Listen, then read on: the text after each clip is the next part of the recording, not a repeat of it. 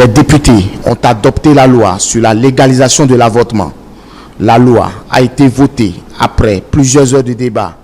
La loi en effet est celle numéro 2021-12 relative à la modification de la loi numéro 2003-04 du 3 mars 2003 relative à la santé sexuelle et à la reproduction légalisant l'avortement au Bénin. Je salue singulièrement le gouvernement de notre pays qui montre une fois encore à travers l'initiative de cette loi combien de fois le bien-être des différentes composantes de la société fait partie intégrante de ses préoccupations. Selon les députés, le test proposé va permettre de sauver des vies. Il ne s'agit donc pas d'un moyen pour contrôler les naissances. Je pense que chaque fois qu'on parle de la vie, il faut l'aborder parce que lorsque l'Église parle de la vie, ce n'est pas dans le temps. Le pouvoir est dans le temps. Les décisions sont dans le temps. Mais la vie, pour l'Église, c'est toujours l'éternité. Et chaque instant de la vie est un instant d'éternité. C'est pour cette raison que tout ce qui tente de mettre fin à la vie, l'Église est contre. Et c'est pour cette raison que l'Église pense que la vie commence toujours quelque part. Qu'un seul instant, rien ne soit, éternellement rien ne sera. L'Église catholique doit voir, au-delà d'un simple mot, rétorque la présidente de l'association des sages-femmes du Bénin. Je ne suis pas surprise parce que ça fait depuis des années que nous menons cette lutte-là. Moi, je comprends, selon le prêtre, le père Hubert, je comprends. L'Église catholique n'a jamais accepté quelque chose. Si je prends l'exemple des préservatifs, on a créé ici les préservatifs qui servent surtout pour à lutter contre les infections sexuellement transmissibles et puis pour ne pas tomber enceinte. L'Église, il y a eu un tollé ici, jusqu'au Vatican, où il ne fallait pas utiliser les préservatifs. Aujourd'hui, l'Église a mis de l'eau dans son vin et même au Vatican, c'est plus ou moins accepté. Cette mesure vient soulager les peines de nombreuses femmes face à la détresse d'une grossesse non désirée et qui se trouvent obligées de mettre leur vie en jeu par des pratiques d'interruption de grossesse dans des conditions non sécurisées. L'acte que la représentation nationale vient de poser sera à coup sûr très bien accueilli par l'ensemble du personnel médical qui, au quotidien, est confronté à la prise en charge des complications d'avortement clandestin qui aboutissent souvent à des mutilations ou à des pertes en vies humaines. Et ces pertes en vies humaines concernent souvent des femmes qui sont encore dans la fleur de l'âge. Chers amis journalistes, au Bénin, près de 200 femmes meurent chaque année des suites des complications de l'avortement. Plusieurs familles continuent de pleurer la perte d'un enfant, d'une épouse, d'une mère, partie tragiquement à la suite d'un avortement compliqué. Ces blessures sont irréparables. Pourtant, on veut bien éviter ce drame qui se joue sous nos yeux. Je voudrais saluer la clairvoyance des députés et rassurer la population. L'acte qui est posé doit être perçu comme une mesure de santé publique dont l'unique objectif est de sauver des vies humaines. Un citoyen lambda comme moi peut se poser la question de savoir quelle est l'urgence. Mais un médecin comme lui, qui plus est ministre de la Santé, a plus d'éléments. Et lorsqu'il parle de 200 de nos enfants qui meurent chaque année, de fait de ça, de l'interruption volontaire, capricieuse et clandestine. Alors, et comme il a dit, regardez la Covid. La Covid n'a pas encore tué 200 personnes au Bénin. On n'a pas encore atteint le seuil de 200 officiels, si je ne me trompe, en ce 21 octobre 2021. Mais regardez les mois qu'on a. Regardez toute la mobilisation. Regardez comment l'émotion de chaque famille à la mort d'un des leurs. Regardez la peur que les gens ont d'aller même se déclarer parce qu'ils ont peur de la maladie. Ce n'est pas la première fois que l'Église est enfermée dans son dogme. Mais c'est son devoir d'intervenir. À mon avis, c'est son devoir d'intervenir. L'Église est dans ses droits. L'Église n'empêche pas les députés de voter la loi. L'Église interpelle les députés. Les députés librement, en tant que représentants du peuple, ont entendu sans doute l'interpellation de l'Église, mais ont décidé de voter.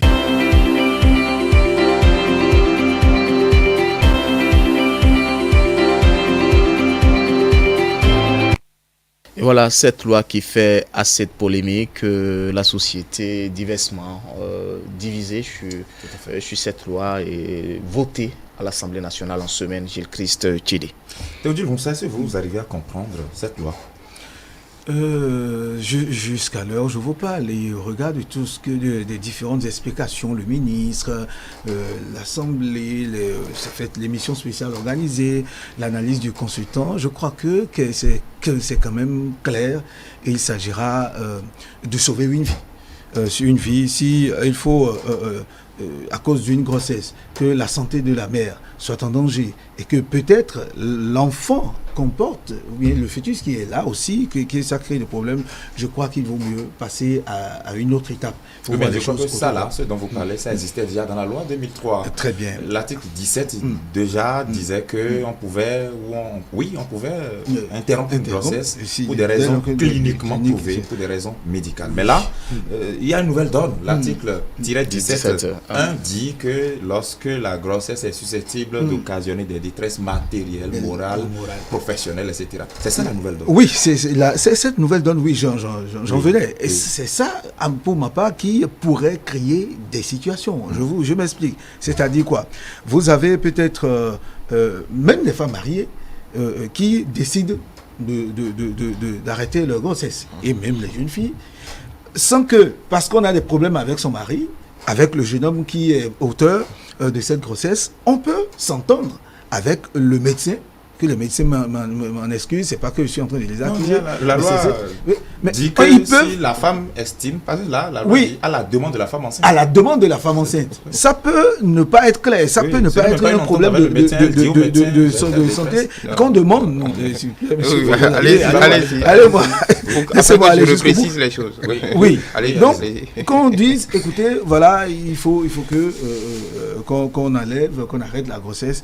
Et je crois qu'il y aura beaucoup de situations, beaucoup de déviances qu'on ne pourra certainement pas contrôler. Peut-être avec le temps, on pourrait apporter des amendements, mais moi je crains que ça ne crée d'autres problèmes sociologiques dans le pays, parce que n'oubliez pas, nous sommes au Bénin et nous avons nos réalités propres à nous jusqu'ici. Très bien. François, nos réalités ont toujours bon dos pour justifier tout et tout. Oui. Non, précisons. Je pense que les décrets d'application qui vont venir vont préciser le cadre. Déjà, il ne s'agira pas d'une femme, quel que soit ce qu'elle peut prétendre, il ne suffira pas qu'elle aille voir un médecin pour que ça se fasse. Déjà. Mais c'est vous qui le dites. La loi non, c'est pas le médecin. Mais c'est tous ceux qui ont voté. Votre compréhension. Non, pas tous ceux qui ont travaillé. La loi s'applique à la lettre. Si vous avez lu, si vous lisez après l'article 17, oui, vous trouverez qu'il y a quelque part l'intervention de l'assistant social, oui, et dans d'autres cas même le juge. Oui. C'est-à-dire que ce ne sera pas le médecin. Le médecin n'a aucune qualité pour constater, parce que à la demande de la femme, ce n'est pas la femme elle-même qui constate sa détresse émotionnelle. Elle dit qu'elle est en détresse émotionnelle. Maintenant, c'est un collège. Pour qu'on puisse passer à l'acte, c'est l'avis d'un médecin et d'un assistant social. C'est une décision collégiale qui constate, comme ça se fait en France, comme ça se fait un peu partout dans le monde, qui constate effectivement que, écoutez, telle personne est en détresse émotionnelle, telle personne est en détresse professionnelle, telle personne est en détresse matérielle. Et même loin, et même pour aller même plus loin, concernant les parents, les mineurs, les parents, un mineur, des assistants sociaux peuvent constater par exemple qu'un mineur, dans sa condition, comment je vais dire, ne peut pas aller au bout de cette grossesse. Et mais tout ce qui concerne un mineur, ce sont les parents qui ont leur mot à dire. La loi l'a dit. Alors, oui, quand le désirata, l'avis des parents est en contradiction, va à l'opposé de ce que l'assistant social et les médecins décident, alors le dossier va devant un juge qui tranche en leur faveur. Ce que veut dire, c'est qu'il ne s'agira pas simplement pour une femme de rentrer dans une clinique et de dire, écoutez, moi je ne me sens pas bien, j'ai un boulot, puisque quand on dit détresse professionnelle, c'est ce que nous savons, des contrats de travail que vous n'avez pas bien lus, vous tombez enceinte le premier mois de votre contrat et ça vous met en difficulté. Donc, il ne s'agit pas d'aller il ne s'agit pas d'aller voir un médecin pour que les médecins sautent la grossesse, comme vous le dites. C'est une décision collégiale et les décrets d'application qui vont venir vont insister. Le ministre l'a dit dans la conférence de presse, tout ce qu'il y a comme intervenants dans cette prise de décision seront encadrés par des dispositions bien légales. Il y a des centres, on va même vers des centres qui auront l'habilitation de pratiquer ce genre de pratiquer simplement l'avortement pour essayer un tant soit peu de contenir tout ce qui est clandestin. Donc on va vers une certaine transparence en la matière. Mais encore une fois, en tout cas à la lumière de ce que moi j'ai comme information, il ne s'agira pas pour une femme de rentrer. Ce n'est pas la porte ouverte à ce qu'on appelle sous d'autres cieux des avortements de confort. Bon, alors si c'est vraiment ça, encore que nous verrons. Encore que quand on parle de sauter une grossesse, je ne pense pas que des femmes soient là et sauter une grossesse, c'est pas aller jouer au football. C'est une grossesse. Je ne pense pas que cette opération soit. En fonction de vous, votre degré de discernement et de bon sens. Non, je pense que les seules à apprécier ce sont les femmes. C'est elles qui le font. C'est leur corps. Justement, mais nous ne pouvons pas apprécier à leur place. On parle de déclandestinisation. Je reste avec vous, Françoise Avenou. Lorsque le gouvernement dit, oui, on a constaté que beaucoup de femmes le font dans le noir, clandestinement, autant mieux leur permettre de le faire légalement selon les principes légaux.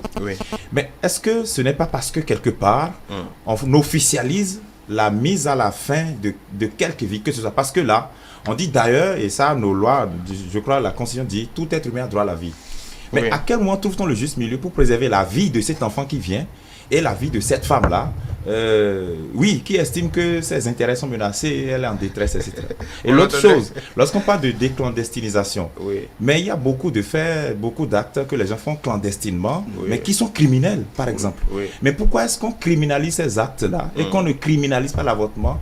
Parce qu'il y a la loi, l'avortement clandestin est criminalisé dans notre code pénal. Oui, maintenant pourquoi maintenant légalise-t-on pour dire? Parce qu'on est arrivé à une situation factuelle. Vous pénalisez, vous essayez d'arrêter les praticiens indélicats, mais il n'en demeure pas moins qu'on assiste de façon récurrente à des pertes en vies humaines. Donc, et des séquelles à vie.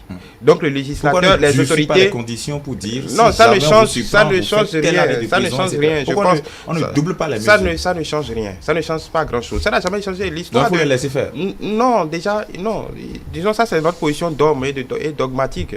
Les laisser faire, ce sont des femmes, c'est leur corps. Ce n'est pas votre corps, c'est pas le mien, c'est leur corps. Oui, mais après et la constitution, la constitution que vous appelez, dont vous parlez, donne droit à chaque individu de disposer de son corps. On est d'accord. Mais encore une fois, il y a l'enfant qui arrive. Non, quand est-ce que c'est un enfant? Dites-moi. Attendez, François, vous avez le mot. Oui, non. Selon vous, quand est-ce que c'est un enfant? Non, je ne suis pas médecin. Pour vous, quand vous dites, quand vous dites que, quand vous parlez d'une vie, l'Église, par exemple, a sa lecture là-dessus. Dès que pour l'Église, ça remonte même jusqu'au spermatozoïde. Voilà. Mais le corps médical, il n'y a aucun consensus dans le corps médical. Vous suivez l'entretien, on suivra l'entretien tout à l'heure, vous allez faire attention à cela. La belle preuve, dans la loi, à quel mois, à combien de semaines on permet l'avortement? 12 mois d'aménorrhée. 12 semaines d'aménorrhée. Ailleurs, c'est 24 mois. 24 semaines, pardon. 24 semaines d'aménorrhée. La question, c'est de savoir pourquoi le Bénin ramène à ça. Au plan mondial, en tout cas, je vais dire, chez les scientifiques, en tout cas chez les médecins, il n'y a pas consensus jusqu'à aujourd'hui. D'abord, même, ce que nous avons vécu là... Mais il n'en demeure pas moins que c'est un processus qui a été interrompu. Oui, c'est un processus qui a été interrompu. Et encore une fois, c'est à la discrétion de la femme. Là, vous avez une position... Non, moi, quelque paternaliste. Vous avez une position quelque paternaliste. Écoutez, la loi tend à encadrer ce processus. Très bien. Il n'en demeure pas moins que effectivement, il y a des inquiétudes qui sont légitimes. Oui. On attendra les décrets d'application pour voir quels sont les garde-fous. Et d'ailleurs, cette loi, en ouvrant ces droits nouveaux aux femmes, protège aussi les praticiens. Parce que évidemment, aujourd'hui, quand vous le faites, non seulement vous faites partie d'un collège de prise pour un avortement thérapeutique, ce dont vous parliez avant, pour un avortement thérapeutique, une grossesse intra-utérine. Ça, c'est entre le médecin et la femme qui accouche. Oui. Et de toute façon, dans ce cas, comme dans les cas dont vous parlez, le dernier mot revient à la femme, évidemment. Sauf quand il s'agit d'un mineur où beaucoup d'autres beaucoup d'autres considérations rentrent en ligne de compte. Donc je ne pense pas qu'il faille faire un procès. Je vois quelque peu que vous tentez de relayer. J'ai encore beaucoup de questions à vous poser, mais bon. Non. Écoutez, par exemple, vous savez, depuis plusieurs années. Déjà, on va dire que je ne suis pas médecin, je ne suis pas spécialiste. Non, moi je vous pose mais je vous dis simplement que sur la question de la viabilité de la vie, de l'œuf, à quelle semaine il faut faire ça, c'est un débat qui date d'au moins 60 ans. Les gens se tuent là-dessus aux États-Unis, en France, un peu partout. L'Église a sa position dogmatique, mais c'est pas parce que c'est la position de l'Église que c'est la position de la loi. Non, on est d'accord. Voilà.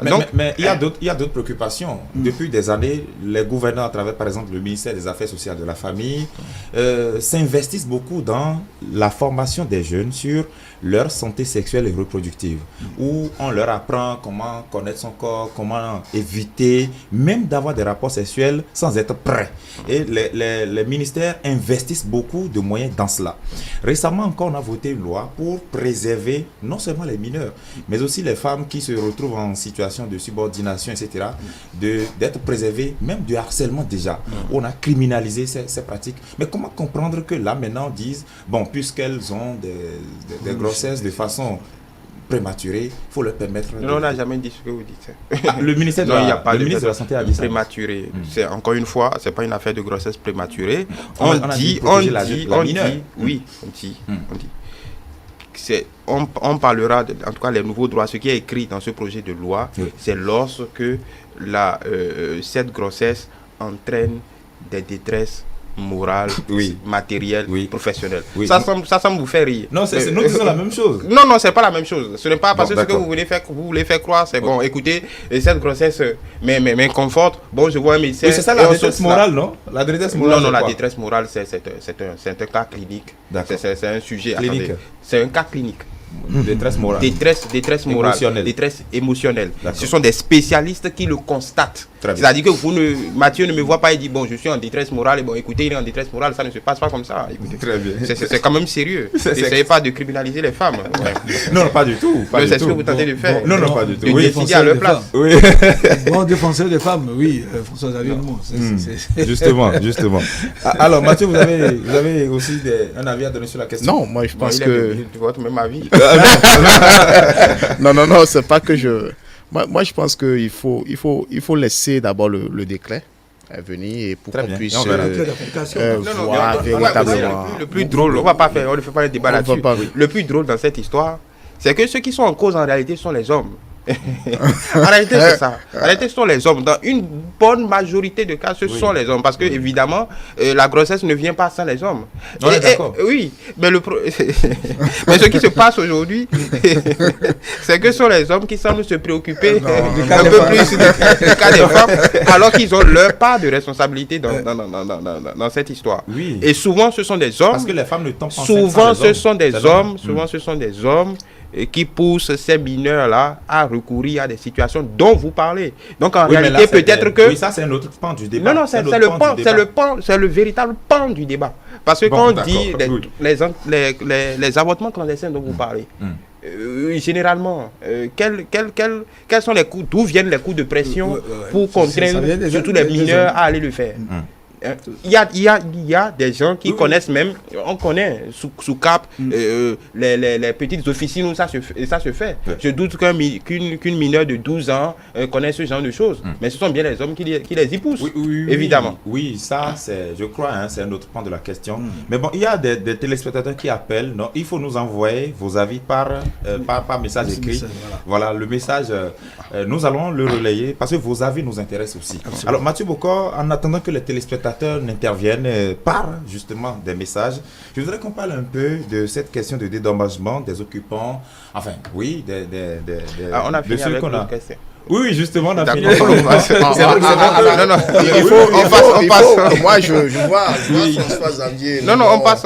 Très intéressé concernant le sujet. Et convaincu. Mais je pense que, je ne sais pas, parce que sans attendre ce décret, on ne peut pas franchement aller en profondeur. Moi, je dis avant de faire le débat, on attend le décret d'application pour voir en réalité ce qui va encadrer réellement ce vote qui a été fait à l'Assemblée nationale. Très bien.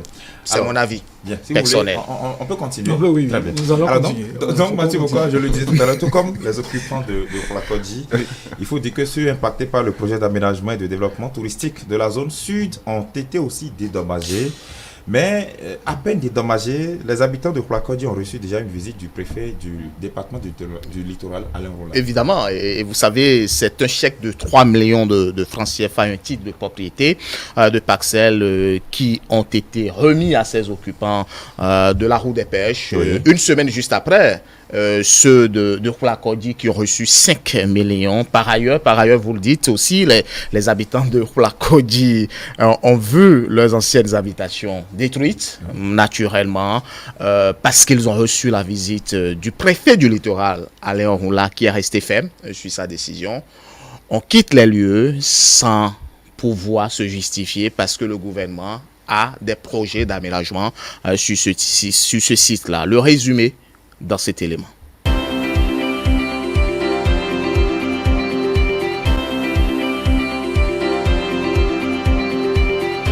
Une semaine après les habitants de Plakodji, les pêcheurs impactés par le projet d'aménagement et de développement touristique de la zone sud de la route des pêches ont reçu respectivement un chèque de 3 millions et un titre de propriété d'une parcelle en guise d'aide financière et accompagnement de relogement.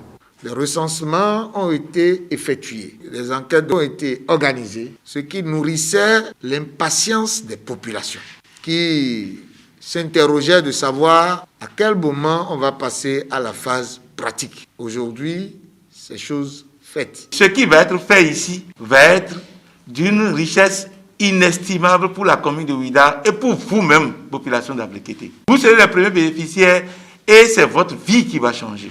Je me réjouis de cet accompagnement qui permet d'atténuer les difficultés liées aux concessions que vous avez pu faire. Nous devrions vous remercier pour avoir accepté de faire les efforts qu'il faut.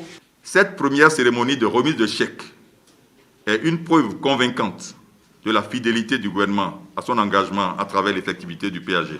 Pour rappel, les habitants de Plakodji avaient également reçu 5 millions en titre de propriété à Djefa. En semaine, le gouvernement a effectivement décidé de déguerpir ceux toujours réticents à céder leur emplacement.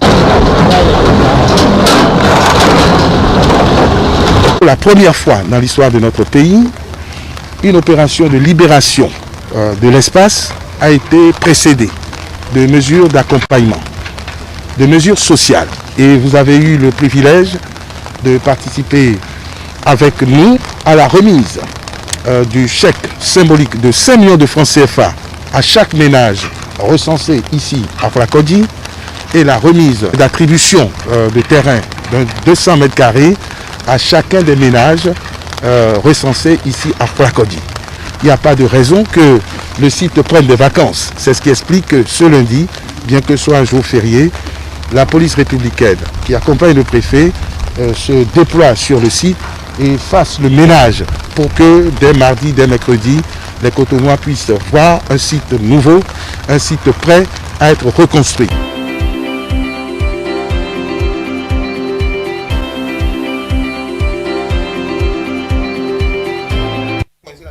Et voilà, retour sur ce plateau avec cet élément que nous venons de suivre.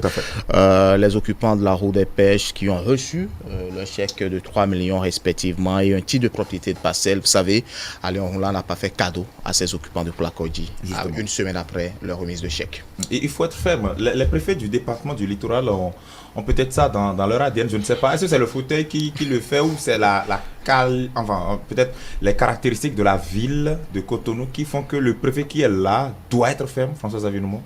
Non, je pense que ce sont les dossiers qu'ils ont à traiter, qui révèlent cette... disons, on a connu d'autres préfets du littoral qui n'ont pas assez... Après, c'est une affaire de personnalité également. On peut faire constater, on peut faire la même chose sans adopter cette même posture également. Après, c'est la personnalité de chaque personne. Mais il était important quand même que l'État... Ce qui a toujours affaibli la volonté étatique et l'application des décisions prises, c'est le sentiment de yo-yo que les pouvoirs publics ont toujours eu, c'est-à-dire qu'on prend une décision, on ne suit pas cette décision, on ne suit pas, il n'y a pas de retour là-dessus, on ne contrôle pas jusqu'à ce que la décision, en tout cas on ne tient pas le fil de la décision jusqu'au bout, jusqu'à l'application. Et on a bien compris que depuis quelques années, la méthode a changé. Donc quand une décision est prise, il faut l'appliquer. Et dès que la machine est lancée, il faut y aller, quitte après à arrondir les angles s'il y a besoin de le faire. Mais dans ce cas précis, je pense que toutes les dispositions ont été prises pour que quand même pour que les populations puissent évacuer dans de meilleures conditions les chèques et les titres de propriété. Je vais simplement dire que la promesse du gouvernement a été tenue et c'est maintenant je pense que tout cela participe quand même à consolider le lien de confiance qu'il y a entre les autorités publiques et les citoyens. Docteur Dilonsa ? Oui, moi je dirais que c'est, et ça rejoint un peu ce que François Xavier a dit, c'est la caractéristique de la ville de Cotonou, en tout cas de nos grandes villes, surtout Cotonou, Porto Novo, qui... Parce que le projet d'aménagement concerne beaucoup plus... Oui, et surtout la vision du gouvernement en place. Oui, les autres gouvernements ont eu à faire des projections, mais qui n'ont jamais été au bout.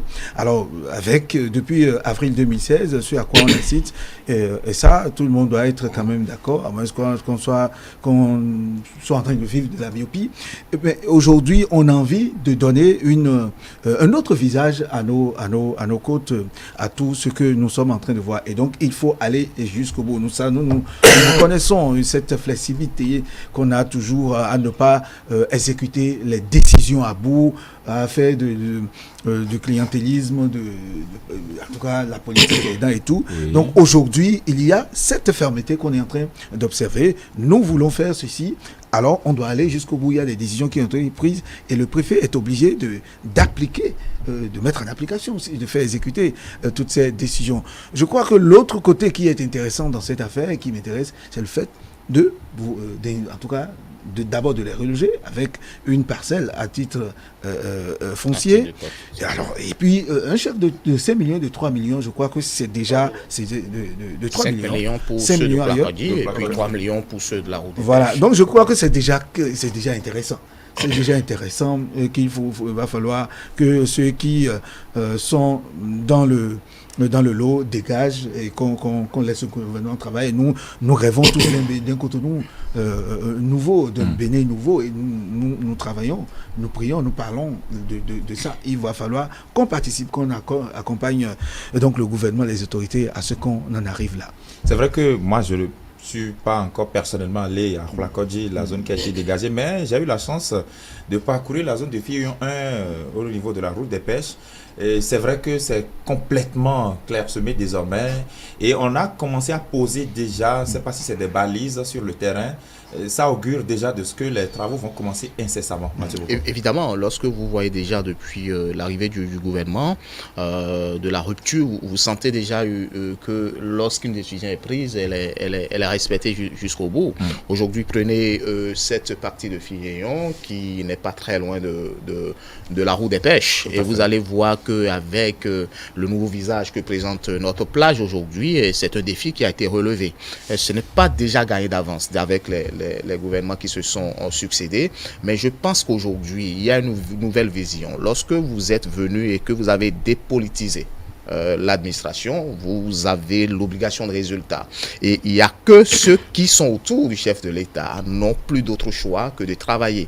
Parce que eux-mêmes, ils ont cette pression-là à avoir ce résultat-là. Donc aujourd'hui, ce qui importe plus, c'est qu'on a un objectif à atteindre, et tel que vous l'aviez si bien dit dès le départ, il y a que chacun doit, de façon unanime ou singulière, travailler pour que la vision du chef de l'État soit quelque chose qui se concrétise avec la participation des citoyens, bien évidemment. C'est ça. François Xavier-Noumon, les questions d'aménagement tiennent beaucoup à cœur au gouvernement. Et je ne sais pas, mais là, nous sommes en train d'avoir du concret, non? Oui, on est plutôt bien avancé, et tout cela participe pour ramener cela à un débat qu'on a eu sur ce plateau. Je ne reviens pas sur le débat. Et ça participe aux droits de l'homme, parce que l'aménagement du territoire, c'est arriver à assainir l'environnement, l'espace de vie, et tout cela participe à l'épanouissement de l'être humain, avec le titre de propriété qu'on a donné à ces personnes, et l'aide quand même, parce que évidemment ce n'est pas avec 5 millions, mais même 5 millions vous pouvez quand même faire une petite Théodule en sait quelque chose, une petite bicoque, en tout cas vous pouvez aménager quelque chose. Je pense qu'ils seront probablement mieux lotis que là où ils étaient en promiscuité. Ces zones-là défiaient en tout cas toutes les lois de l'hygiène. On connaît ces endroits-là. Donc quelque part, ce n'est pas juste un projet ne voyez pas juste les projets d'urbanisation, voyez droit de l'homme.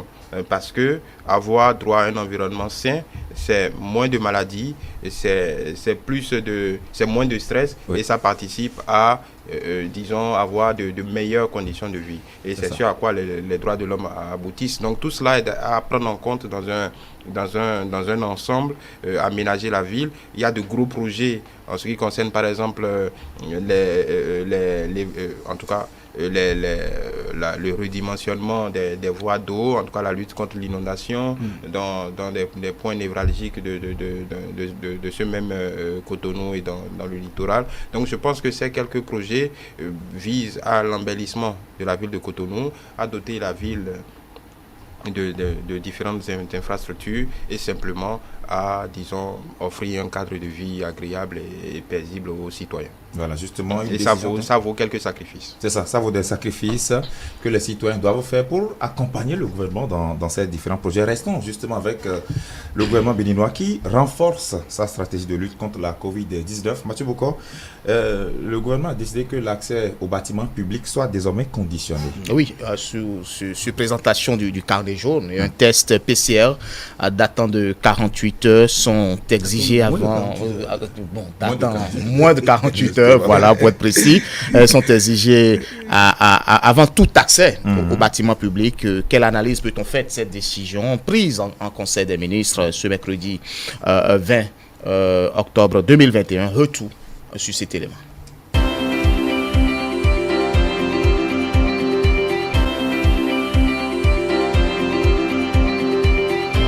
Désormais, l'accès aux administrations publiques est subordonné à la présentation du pass vaccinal et du test PCR négatif datant d'au moins 48 heures. La décision a été prise en Conseil des ministres de ce mercredi 20 octobre 2021. Selon le point fait, le taux de couverture vaccinale n'est pas appréciable au point d'envisager la levée des mesures de restriction prises le 1er septembre 2021. Il est évident que le taux de couverture vaccinale n'est pas appréciable au point d'envisager la levée des mesures de restriction prises le 1er septembre 2021.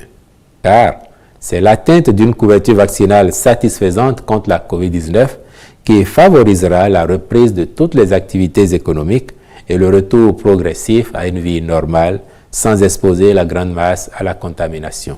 C'est pourquoi le Conseil invite les populations à ne pas hésiter à se rendre sur les lieux de prise en charge, la disponibilité des vaccins étant garantie. Rappelle que la vaccination contre la COVID-19 est obligatoire pour tout le personnel médical, paramédical, pharmacien, aide-soignant, ainsi que le personnel administratif des formations sanitaires publiques et privées et le personnel des officines pharmaceutiques. Décide de conditionner l'accès à tous les services publics, y compris dans les collectivités territoriales, à la présentation d'une preuve de vaccination ou d'un résultat PCR datant de moins de 48 heures. À cet effet, les membres du gouvernement, les responsables à divers niveaux des institutions publiques, ainsi que des structures déconcentrées et décentralisées, sont instamment invités à prendre toutes les mesures nécessaires pour l'application sans faille des présentes dispositions. Le Conseil des ministres reste ferme sur sa décision qui concerne également les collectivités territoriales. Le constat, il est là, à la lecture du Conseil des ministres. Le constat se revêt de lui-même, à savoir que la couverture vaccinale nationale est en deçà des attentes. Oui. Le gouvernement fait bien de nous rappeler à cette occasion que la pandémie, elle existe toujours. Il me semble que c'est un appel à la responsabilité. Quand on voit la mesure qui est prise, nous ne dirons pas d'office que nous sommes déjà dans la généralisation, mais on tend vers, la généralisation de la vaccination. Écoutez, pour le gouvernement, c'est une responsabilité également, puisque on a la charge de la santé des populations. Et c'est une question également de sécurité.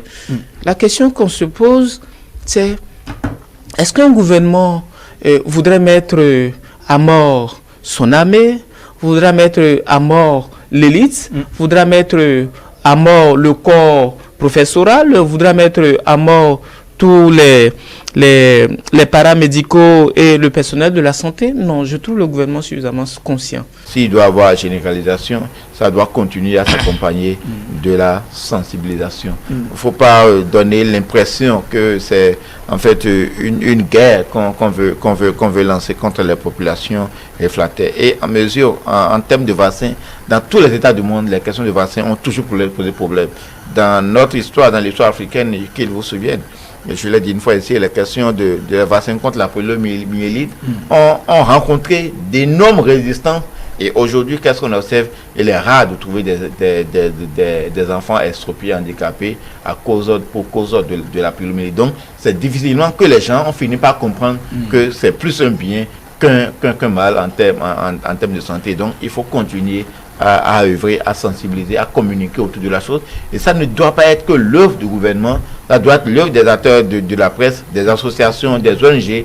Il faut que tout le monde s'y mette, pour que la désinformation qu'il y a eu autour de la question du vaccin, il faut que nous arrivons à déconstruire tout le mythe autour. La mesure fait suite au point de la situation épidémiologique liée à la nouvelle vague de la pandémie de la Covid-19. C'est cette question obligatoire, donc on voyait venir. Pas plus tard que le week-end dernier, j'apprenais qu'au niveau par exemple, de la Cour suprême, vous ne pouvez pas participer aux réunions et vous ne pouvez pas avoir accès aux responsables si vous n'avez pas fait votre vaccin. Déjà, vous voyez, donc toutes les institutions, la Cour constitutionnelle avait pris une décision pareille. Donc, vous comprenez que les institutions, les pouvoirs publics ont compris, ont pris la mesure et face à, disons, à la réticence, à l'incrédulité donc des populations, je pense qu'il fallait bien, il fallait bien hausser le ton. Je pense que le gouvernement fait plus encore de la pédagogie. Sinon, au regard des indicateurs que nous avons, du tableau qui a été peint par le Conseil des ministres, moi je pense qu'il faudrait faire le pas. Le rendre obligatoire et les contrôles policiers devraient pouvoir se faire avec des agents de santé pour constater simplement que si vous n'avez pas ça, vous ne sortez pas de chez vous.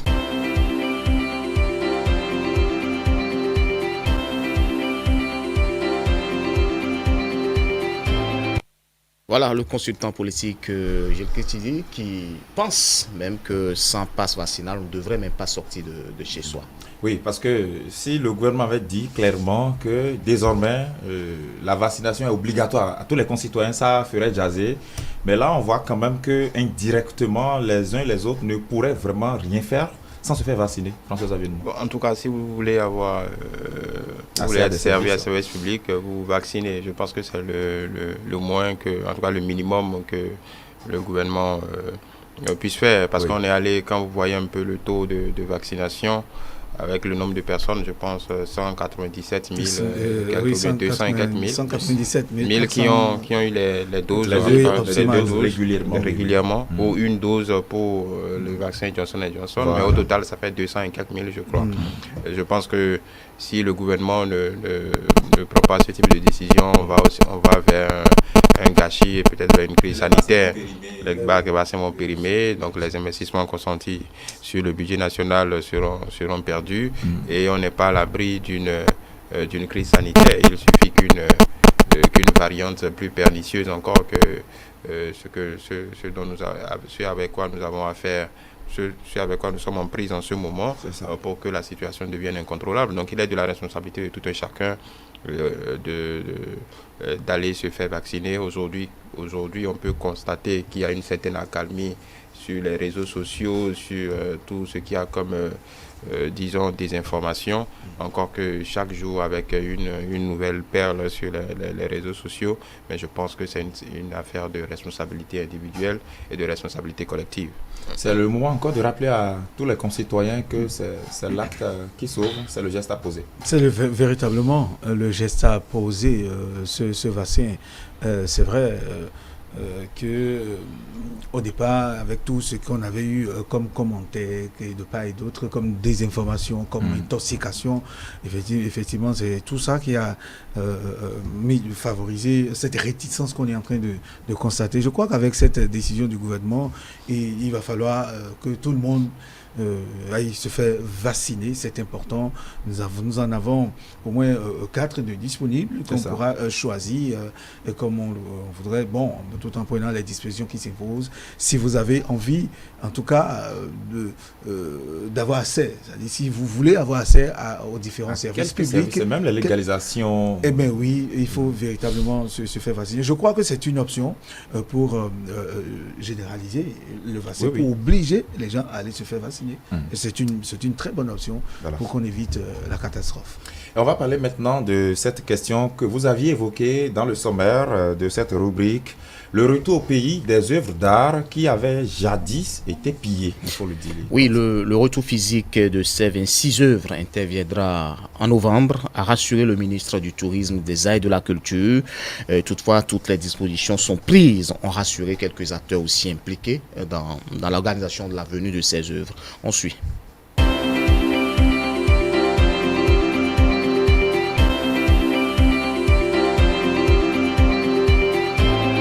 Reçu sur l'émission Entretien du dimanche 17 octobre 2021, José Plia, le chargé de mission patrimoine culturel, a fait le compte rendu de l'étape relative à la restitution par la France de 26 trésors royaux d'Abomey. Notre première requête, ça a été rendez-les-nous.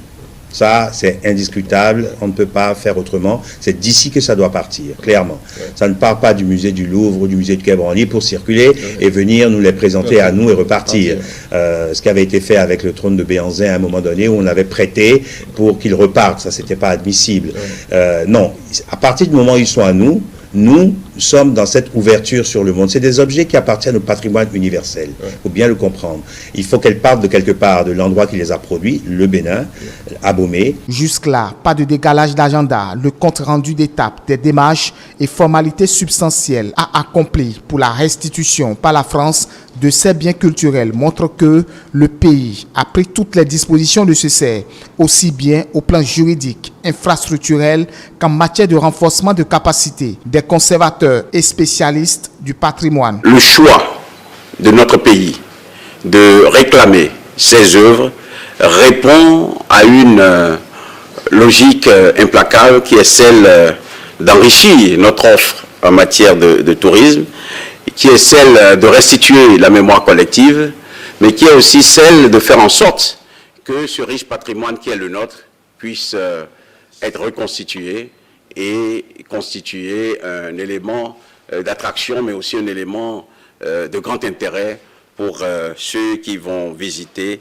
ce pays. Je veux aussi dire que sur le plan politique, la vision du gouvernement, la vision du président de la République, c'est de faire et d'accorder une place de choix, une place prépondérante à la culture dans le processus de notre développement national. Nous allons pouvoir, avec évidemment le premier des Béninois, les embarquer pour revenir dans les tout premiers jours du mois de novembre 2021. J'insiste bien, 2021.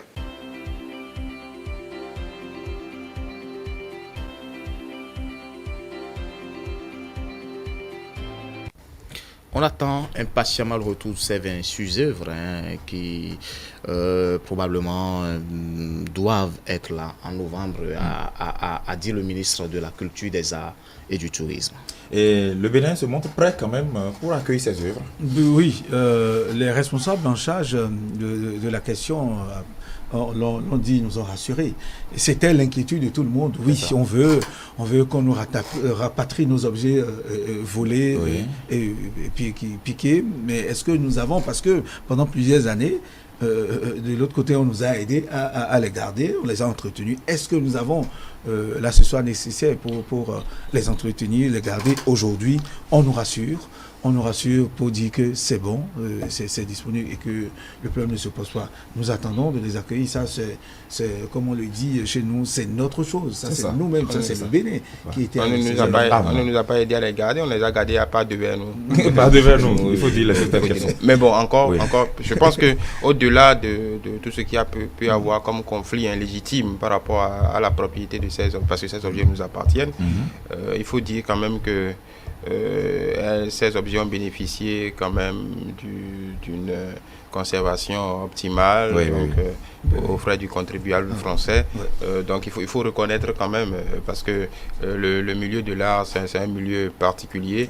Maintenant, la bataille souveraine dans laquelle s'est lancé le président de la République est légitime, parce que ces biens-là nous appartiennent, on ne les a jamais donnés, parce que contrairement à ce que beaucoup de gens pensent, il y a d'autres biens que nos souverains ont donné. Il y a ceux qui ont été troqués, évidemment, mais ceux-là en particulier qui touchent au palais royal, au palais de Béhanzin, ont été pillés par le général Dott. Voilà donc ce qu'on peut dire pour les grands sujets qui ont fait l'actualité cette semaine. Mais vous le savez, l'actualité vraiment capitale de cette période, c'est cette loi-là qui modifie la loi de 2003 portant santé sexuelle et à la reproduction en République du Bénin. D'ailleurs, que comprendre de cette loi? On va encore relancer le débat sur ce programme à travers l'entretien de ce dimanche où François-Xavier Noumon va poser des questions au docteur Serge Kitihun, qui est directeur des programmes de l'association béninoise pour la promotion de la famille. Voilà, exactement. Nous allons essayer d'avoir, en tout cas, d'avoir un peu plus d'éclaircissement sur le contexte et les motivations de cette loi et ce que ça offre comme garantie aux femmes en ce qui concerne les droits nouveaux évoqués dans, en tout cas, ce qu'on a pu avoir de ce texte de loi. Voilà.